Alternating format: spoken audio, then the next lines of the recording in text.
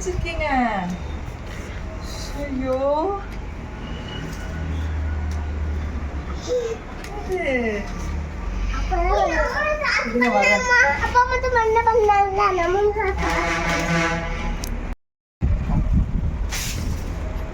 அந்த இது எடுத்துட்டாங்க சின்னது. எது பாவா? இன்னைக்கு மண்ணு மாற்றணும்ல. சனு கம்மன் இருத்தாங்க. ஹாய் ஃப்ரெண்ட்ஸ், எல்லோரும் எப்படி இருக்கீங்க? நான் அப்போ தாங்க கடையிலேருந்து வரேன். காய்கறி வாங்குறதுக்காக போயிருந்தேன். போயிட்டு வரும்போது பார்த்தோம் அப்படின்னா முன்னாடி வராண்டாலெல்லாம் ஃபுல்லாக மண், செடியெல்லாம் எடுத்து இந்த மாதிரி எடுத்துகிட்ருக்காங்க. பாப்பா தான் வந்து சொன்னாங்க எனக்கே வந்து, அம்மா இங்கே வாங்க என்ன பண்ணிகிட்ருக்காங்க பாருங்கள் அப்படின்ட்டு. வந்து பார்த்தேன் அப்படின்னா ஒரே ஷாக்கிங் தான். ஆனால் எனக்கு பிடிச்ச வேலை அப்படிங்கிறதுக்காக நானும் வந்து ஜாயின்ட் ஆகிட்டேன் அப்படியே.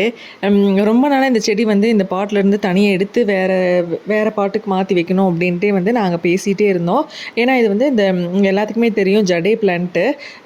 இப்போ போய் கடையில் கேட்டாலுமே வந்து இது வந்து ரேட் அதிகமாக தான் சொல்கிறாங்க. ஆனால் நம்ம வீட்டில் இருக்கிறத வந்து அதுவே நம்ம அழகாக மெயின்டைன் பண்ணி வச்சாலே பரவாயில்ல அப்படின்ட்டு தோணுச்சு.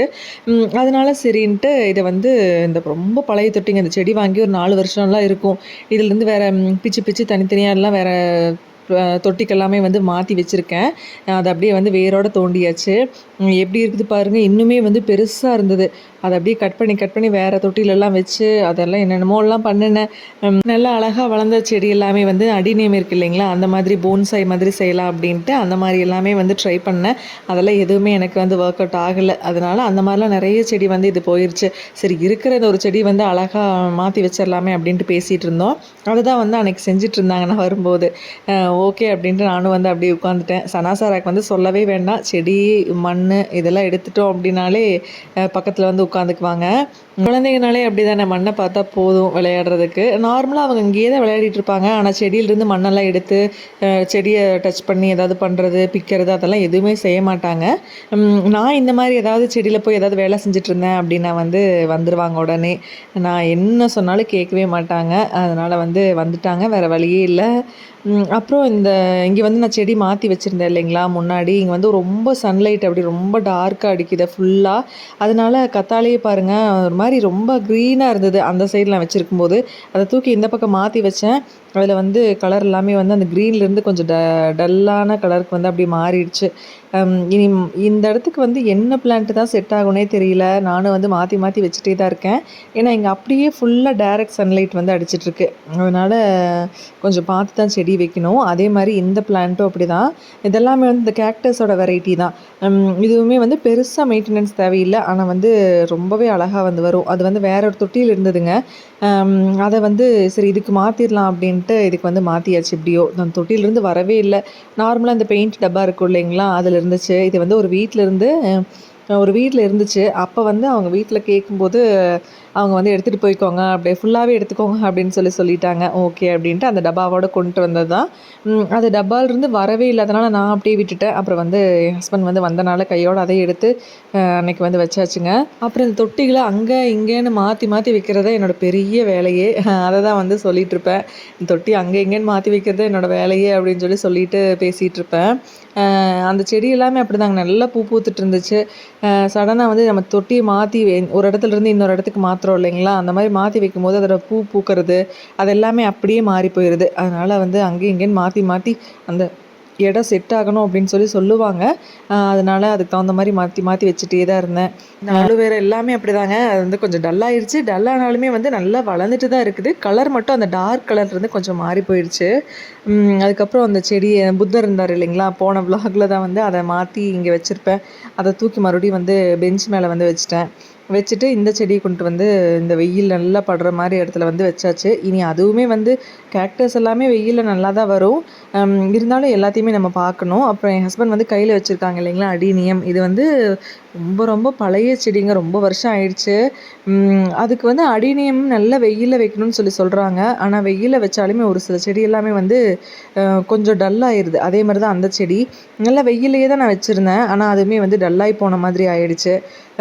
அதை என்ன பண்ணாங்க அப்படின்னா சின்னதாக ஒரு தொட்டி கேட்டு அந்த சின்ன தொட்டியில் வந்து அந்த அடினியை மட்டும் வச்சிடுறேன் அப்படின்னு சொல்லி கீழே வச்சுருக்காங்க பாருங்கள். அந்த ப்ளூ கலர் தொட்டியில் வந்து அடினியம் மட்டும் அந்த மாதிரி வச்சுருக்காங்க. சரி பார்க்குறதுக்காவது போன்சாய் மாதிரி இருக்கட்டும் அப்படிங்கிறதுக்காக. அதுவுமே வந்து அழகாக இருந்தது. அதனால் அதை வந்து பண்ணியாச்சு. இப்போ என் ஹஸ்பண்ட் வந்து ஒரு செடி எடுத்துகிட்டு இருக்காரு இல்லைங்களா, அது வந்து நல்லா அழகாக ஒரு பூ பூக்கிற செடி. அதுக்கு பக்கத்துலேயே ஆட்டோமேட்டிக்காக இன்னொரு செடி வந்து பக்கத்தில் வந்திருந்தது. நான் என்ன நினச்சேன்னா இந்த செடி தாங்க. அதை தனியாக எடுத்து வேறு பாட்டுக்கு மாற்றி வச்சிட்டோம் அப்படின்னா இன்னும் தனியாக வச்ச மாதிரி இருக்கும் இல்லைங்களா, அதனால் அதை வந்து தனியாக எடுக்க சொல்லி சொன்னேன்.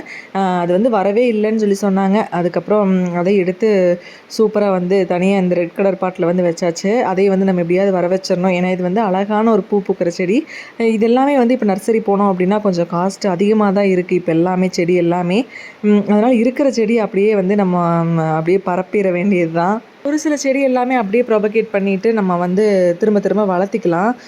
அந்த மாதிரி இருக்கிறது எல்லாமே வந்து நீங்கள் அந்த மாதிரி வேறு பாட்டில் சேஞ்ச் பண்ணி வச்சுக்கோங்க. இப்போ பாருங்கள், இந்த பூ பூக்கிற செடி வந்து முன்னாடி வச்சுருந்தேன்.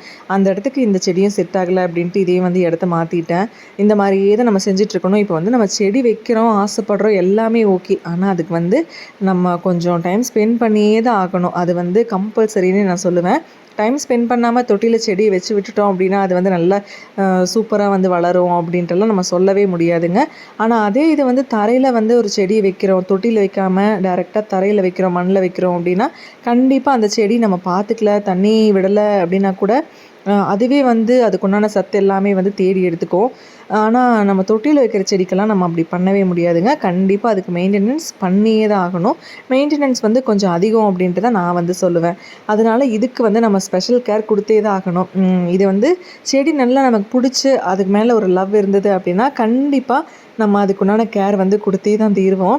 நமக்கு வந்து கொஞ்ச நாள் அந்த செடி பூ பூக்காமல் இருந்தது அப்படின்னு வைங்களேன், நம்ம மனசே வந்து ஒரு மாதிரி அது மேலே ஏன் அது பூக்கலை, இங்கே மாற்றி வச்சிடலாமா, அங்கே வச்சு பார்க்கலாமா, வேறு ஏதாவது அதுக்கு செய்யணுமா அப்படின்ட்டு யோசிச்சுட்டே இருக்கும். நான் அப்படி தான் யோசிச்சுட்டே இருப்பேன். 2 நாள் பார்ப்பேன், ஒரு மாதிரி செடி டல்லாச்சு அப்படின்னாலே அதை வந்து மாற்றி வச்சுருவேன்.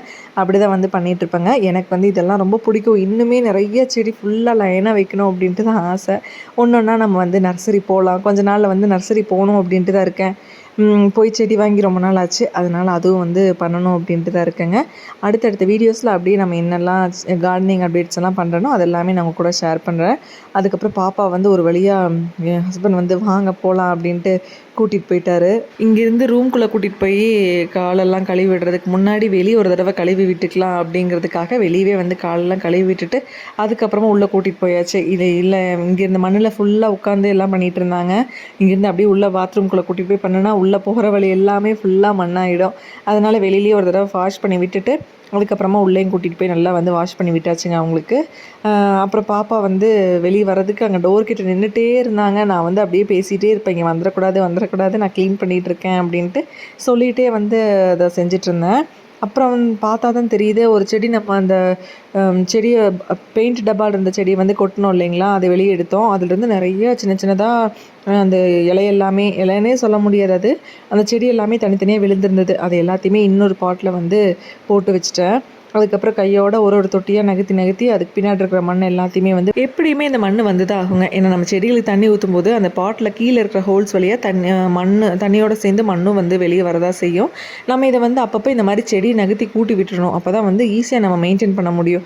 இல்லை அப்படின்னா ரொம்ப மண் கொட்டி ஒரு மாதிரி பார்க்குறக்கும் நல்லா இருக்காது, க்ளீனாக இல்லாத மாதிரி தான் இருக்கும். அதனால் இதை வந்து நம்ம வீக்லி ஒன்ஸ் இதை கண்டிப்பாக பண்ணியே ஆகணும். அதுவும் வந்து கையோட செஞ்சு விட்டாச்சு. அப்புறம் வந்து மேலே இவ்வளோ செடி இருக்குது, கொசு வருமா, அதுக்கப்புறம் பூச்சிக்கு நிறைய ஏதாவது வருமா, அந்த மாதிரியெல்லாம் டவுட்ஸ் நிறையா இருக்கும். அந்த மாதிரிலாம் எதுவுமே வராதுங்க. இது வரைக்கும் நான் எந்த பூச்சியுமே வந்து செடிகளில் வந்து அந்த மாதிரி வந்து நான் எதுவுமே பார்த்ததே கிடையாது. இங்கே மேலே வந்து வந்ததே இல்லை. நம்ம வந்து அதுக்கு தகுந்த மாதிரி அதை மெயின்டைன் பண்ணி க்ளீன் பண்ணி வச்சுக்கிட்டோம் அப்படின்னா அந்த மாதிரிலாம் எந்த ப்ராப்ளமே வந்து வராது. அதே மாதிரி இன்னும் நிறைய பூக்கிற செடி வந்து வைக்கணும் அப்படின்ட்டு ஆசையாக இருக்குது.